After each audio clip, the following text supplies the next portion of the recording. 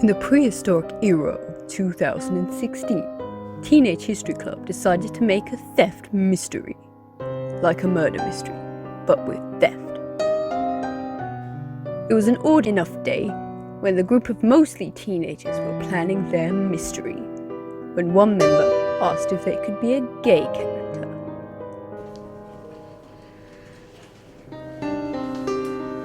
Gay?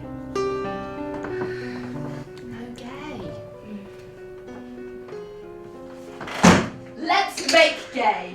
Yay! Because, due to a long history of ingrained homophobia and systematic oppression, it was illegal to be gay. They realized queer stories had been hidden for many years, and they had to expose them. They attempted the impossible. Here is their story.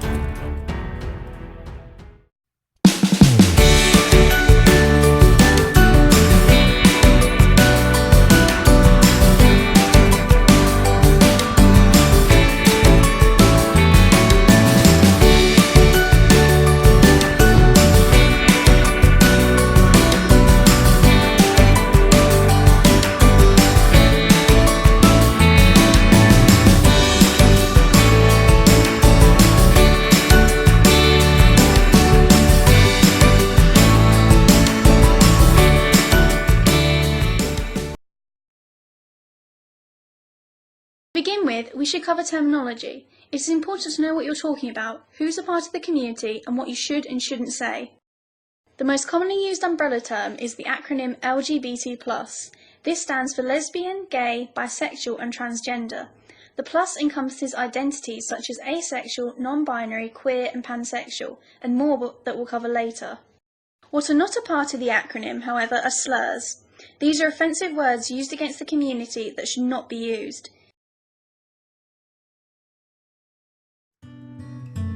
When looking for queer items in your museum, keep an eye out for mythological icons as well as historic queer icons that may appear on objects.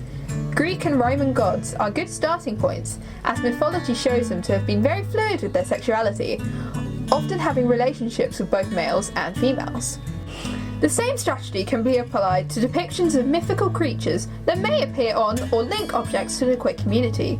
Creatures such as unicorns, mermaids, fauns and centaurs are just some creatures to look out for, as they link to sexuality and gender, and some are used as icons for different queer communities and groups. It may be worth looking into some of these groups, so you know some more creatures to look for. The last thing under this section to look out for are real-life, past figures who may hold significance to the queer community or link to the last two parts of this section. This can include both local people and more national or international figures, as long as your museum has a way to link them. People you could include could be the writer Virginia Woolf, author Hans Christian Andersen, or Greek poet Sappho. To do this, you may need to undertake some research to find figures like these. Hi, I'm a curator and I want to make a queer exhibition, but I don't know how. How do I know if an object's queer or not? Well, creator, there are 3 simple rules to follow to know if an object is queer. Number 1. The object was made by or used by someone who identifies as queer. Take Prince Frederick Doolittl's photo album, for example. It was used by and put together by Prince Frederick, who is a part of the LGBTQ+ community, but also applies to the second rule. The object depicts something or someone with queer connections or who identifies as queer. In the photo album, Prince Catherine, said to be the most beautiful of the sisters, is a part of the LGBTQ+ community, as she had a lesbian relationship with Lena Shafter, her governess. This on-case clock also applies to the rule, as it depicts William Pitt the Younger, who was queer. Finally, the third rule is that the object has or has been given significance by the queer community. For example, the mermaid stirrup end, as it is a mermaid. The mermaid is used as a symbol for the transgender community. So now that you know the 3 rules for identifying the objects, pop on those queer glasses and take a look around the museum.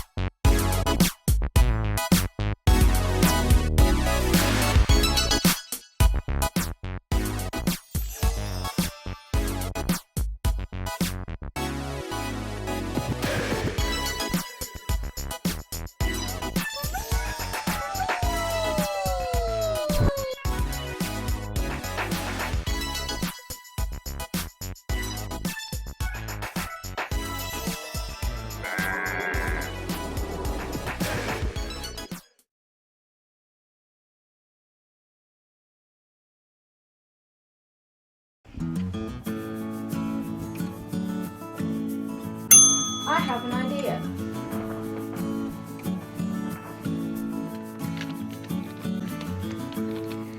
Another thing you can do to find queer objects is to look at other museums and the queer exhibitions they've created for inspiration.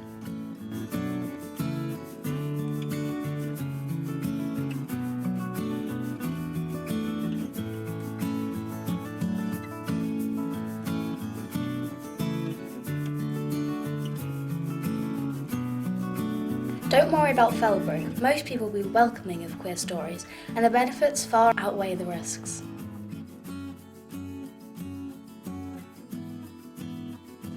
Make sure to take notes of your findings.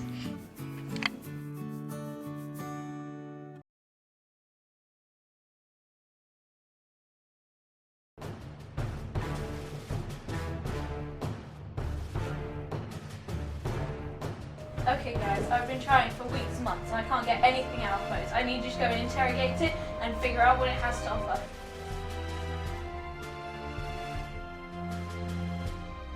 I need queer objects. Alright, boss! Yes, boss. Alright, Modes, what's gay? Oh yeah. Marvin Gaye? No, not that kind of gay. Back up, you're on. Go for it, bud. Listen here, bud. We are gonna search up lesbian. What? Try searching for specific people. Listen here, buddy. We have enough to book you in for weeks. So you're gonna tell me who Princess Catherine is right now, or you're in, buddy. Oh, it's Vincent! You did it, bud!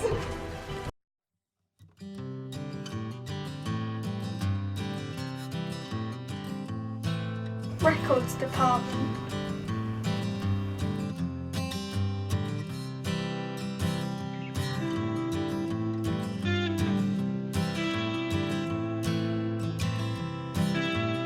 Court records. Birth and death certificates. Letters. Newspapers.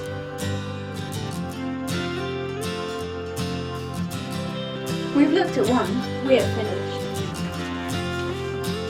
Wait! What are you doing? We've finished. But have you looked at a range of newspapers? No, why would we need to? Well, they might be biased. What? Well, different newspapers reported different things, different views, different opinions. There used to be 2 different types of newspapers. Tabloids and broadsheets. Broadsheets recorded sensible and serious stories, while tabloids reported sensationalist ones. Sensationalist?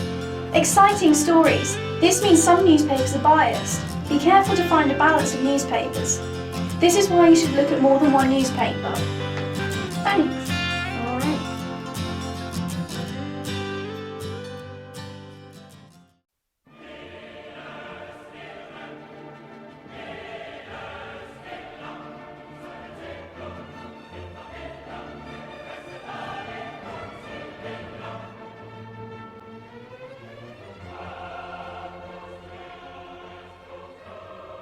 Bring up the prisoner.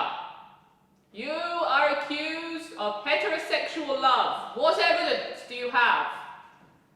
Here is the evidence for your heterosexual love. I think this is sufficient.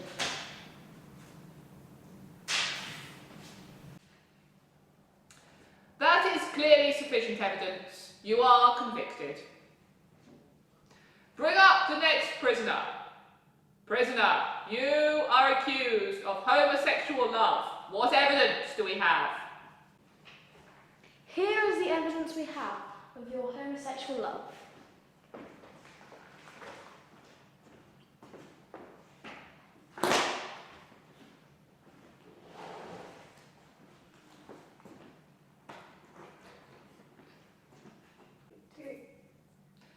Despite all this evidence, I'm unconvinced. You are clearly just good friends.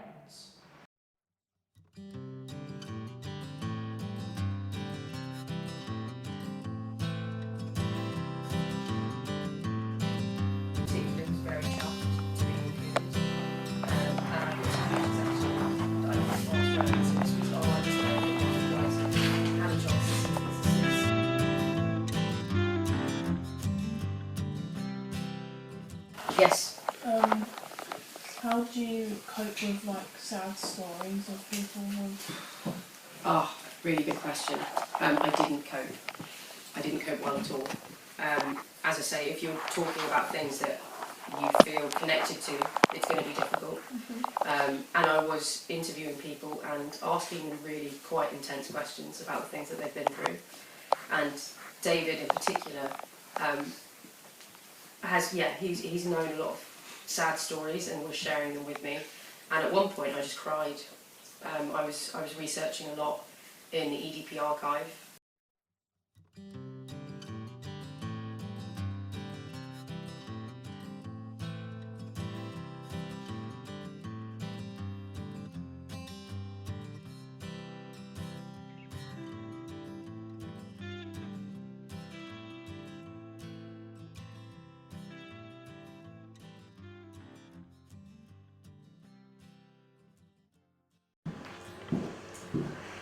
That's it.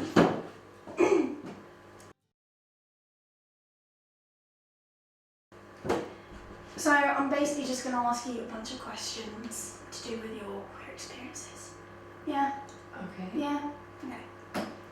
What was your reaction to Section 28? Well, I mean, I was quite surprised about it. Didn't realise it was a thing at the time. So do you not have a coming out story to go with it then? Well, I suppose it was a few years ago, maybe 3-4 years ago. So if it was that long ago, then are you accepted these days then? Well, I think it's a bit more complicated than just being accepted or not being accepted. Like, some people do accept me as a person, but like, you're constantly having to tell people that you are this way and be accepted by people over and over again. Hello, come in. Here, take a seat. How are you? Good, thanks. Oh, good to hear. Did you get in all right? Yeah, thank you. That's good to hear. Right, I'm Bethan. I'm doing this project. So what I'm going to do basically is ask you a few questions about kind of your experiences of being queer. Yeah. And like your opinion on a few things, so you kind of get the gist. Yeah. Cool. So let's start from the beginning then. What's your coming out story?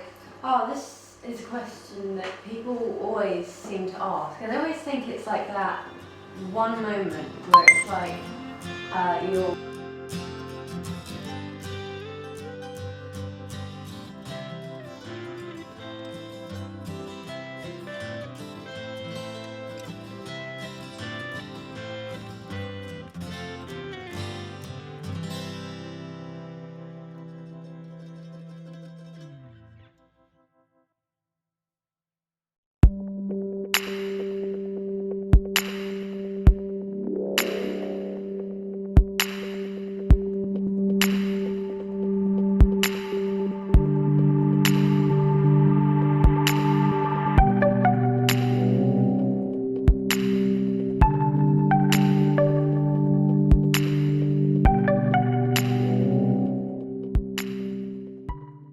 queer history and black history cannot overlap.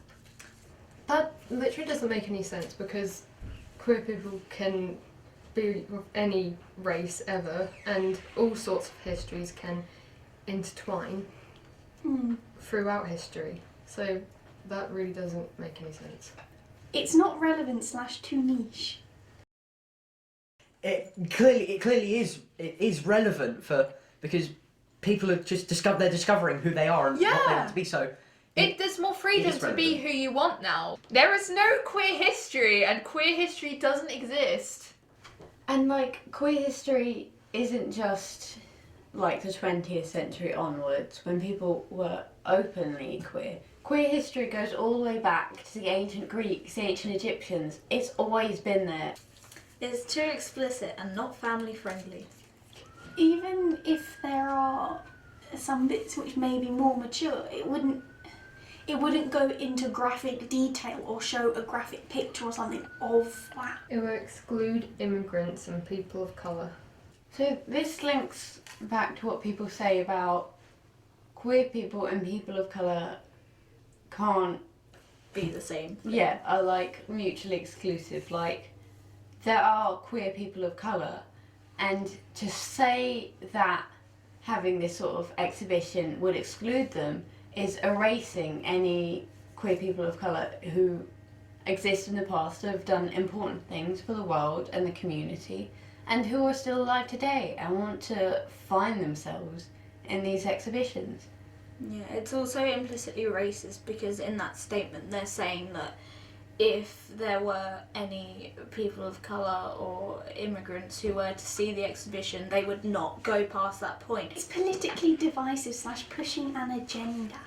I mean, Not you wouldn't push- say it about an exhibition about straight love, so why about LGBT love? It's not okay to use the word queer. That's a difficult thing because there are a lot of LGBT people that still aren't okay with the word because of its history and it will be used against them, but it has been reclaimed and it's now used as an identity. I think it's a good idea, but others may find it offensive. I was going to say, surely it's more important to provide for the people who this could benefit from. So many people will benefit from this just being there. Like, it's going to mean a lot to people, and the fact that some people may get offended when they really shouldn't deprive the people who deserve it. Children might think it's normal. when you're young, you learn easily to accept.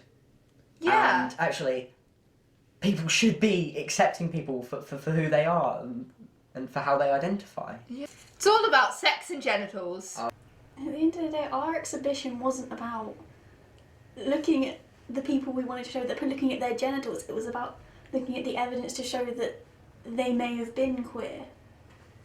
People in question would want to remain hidden. People say, oh, wouldn't they want to remain hidden because they didn't explicitly state it, but they didn't explicitly state it because they would have got killed. It's an insult to claim somebody is / was queer.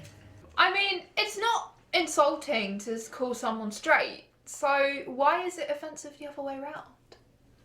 We mentioned Oscar Wilde. Isn't that enough for them?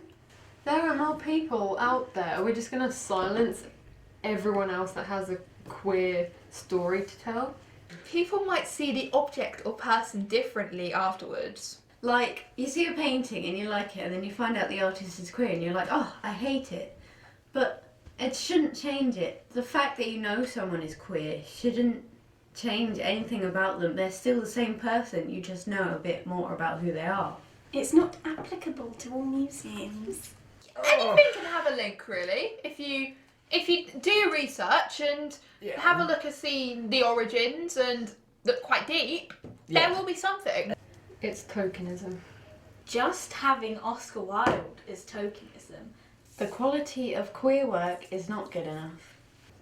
The quality of some people's straight work isn't good enough. Can't you just hint at it? If you just hint at it, then people aren't going to learn from it.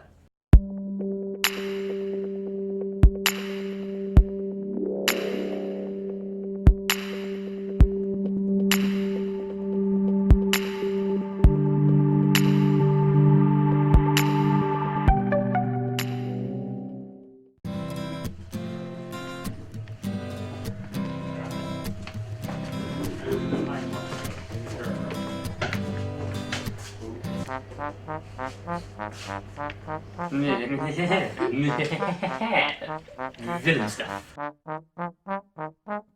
This is unnatural and absurd. Do not go there.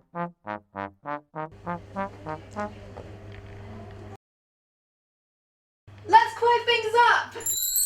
I'm here and I'm queer! Stop right there, Dr. No Homo! Ah, Captain Queer, we meet again. Why are you directing senseless hate at this museum? It's just representing a part of history that's never been represented on this scale. Look at it, it's obscene. Not as obscene as your blatant homophobia! Please, don't listen to him. Just... If you're trying to make up your mind on all of this, you should absolutely go and have a look. Even if you're just curious, go and see for yourself what this history is. Give up, Dr. No Homo. Discrimination is tolerated here. Wait, what are you doing? No!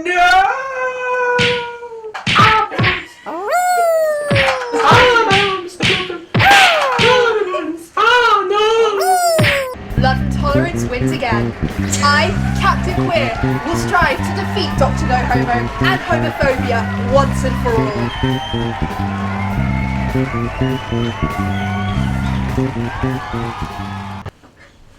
This is what we've done. We hope we have inspired you to make your own exhibition. Be the change. Share the hidden stories, both modern and historic. Don't be afraid, embarrassed or scared. There may be opposition, but there will be many who support you. Be ambitious. See it through to the end.